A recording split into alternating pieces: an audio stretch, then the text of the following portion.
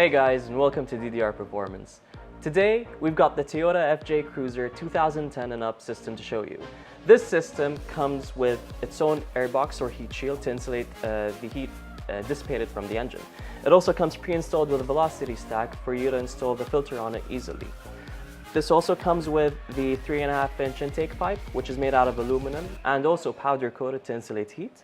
It comes with its own fuel regulator vacuum hose, as well as a set of the clamps and the silicone hoses.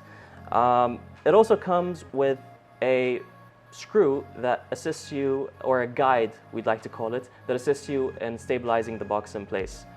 And last but not least, we pair it with the Green Filter USA 6-inch 4-layer filter made specifically for the Middle East.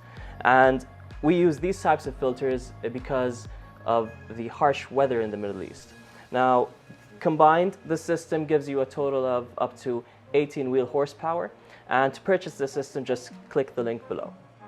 Thank you for watching this video, and don't forget to subscribe to our channel. And for more information, visit our website, ddrperformance.com.